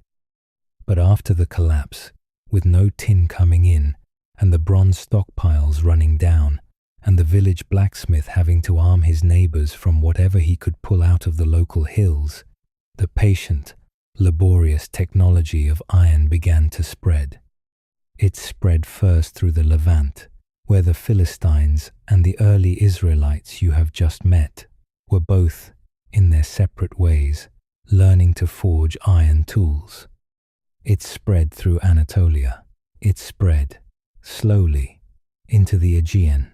It spread, eventually, everywhere you would look. And here is what mattered. In the long run, to make a bronze sword, a king needed a long-distance imperial network. To make an iron sword, A village blacksmith needed a forge, some ore from the local stream, and a lot of patience. Iron broke the metallurgical monopoly that the palaces had held over the manufacture of weapons and tools. It put a working metal in the hands of farmers and herdsmen and free villagers in a way bronze had never been in their hands.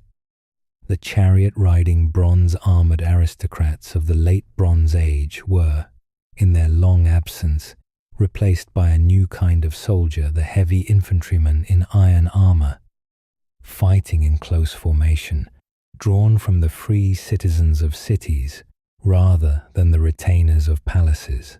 The whole long democratization of arms, which is also in some ways the democratization of political weight, traces back, for you, through that one technological pivot, which was forced on the survivors by the breaking of the long bronze network.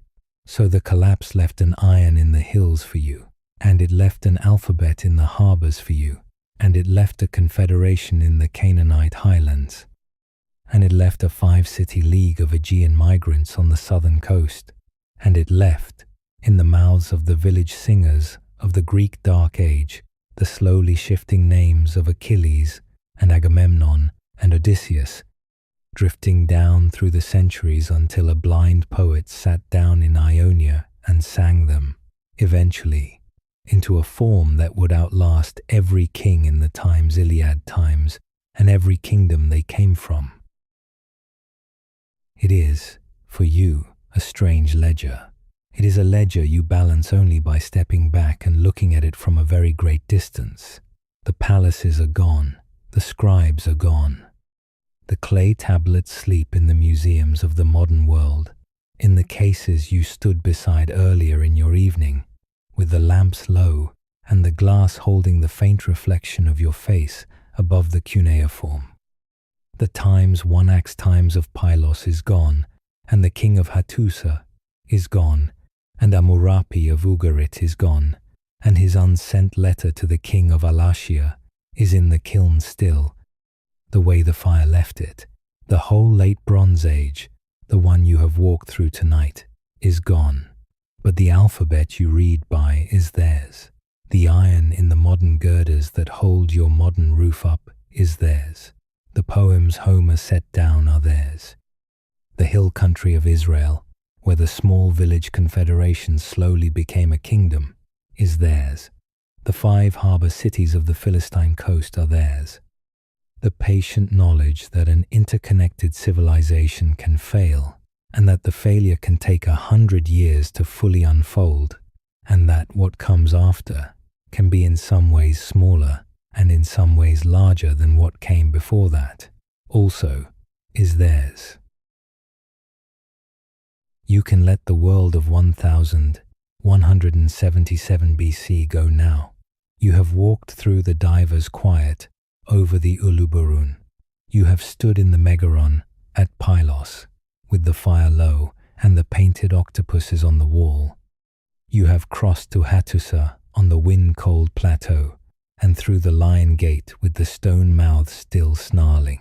You have stood in the harbour at Ugarit at dusk with the cedar planks creaking against the quay. You have read the Times Ochre Times tablets and the Amurapi letter and the Medinet Habu inscription. You have watched, in the delta in 1175 BC, the reeds catch fire with arrow light and the sea people's ships go over in the silt-heavy water. You have walked through the long 400 years of silence, and you have heard the Phoenician sailors carry the 22 letters west, and you have heard Homer, 4 centuries from the last fire at Pylos, sing about kings whose palaces his audience could not even imagine had been real. Let it all settle now. The lamps in the museum case in front of you are low. The clay tablet, baked hard by the worst week of its writer's life, holds the cuneiform impressions under the glass, where they have held them for 3,200 years, and where they will go on holding them for you long after this night and this voice. The cyclopean walls of Mycenae and Tiryns and Pylos still stand, mossed and broken, in the Greek hills, and the dawn comes up over them every morning, and the dusk goes down behind them every evening, and nobody who reads cuneiform is buried under any of those walls anymore. The world that was, the world that came after, came, and you, listening tonight, are carrying without ever needing to think about it a small bright piece of the world that was. You are carrying it in the letters by which you have learned to think. You are carrying it in the iron of your shelves and the iron of your buildings. You are carrying it in the long oral memory of a war at a city called Troy, which by now you half believe and half don't, the way Homer's audience half believed and half didn't. The ash in the Pylos hearth, cold, grey, palm pressed flat, the clay tablet, still warm, the long silence, sleep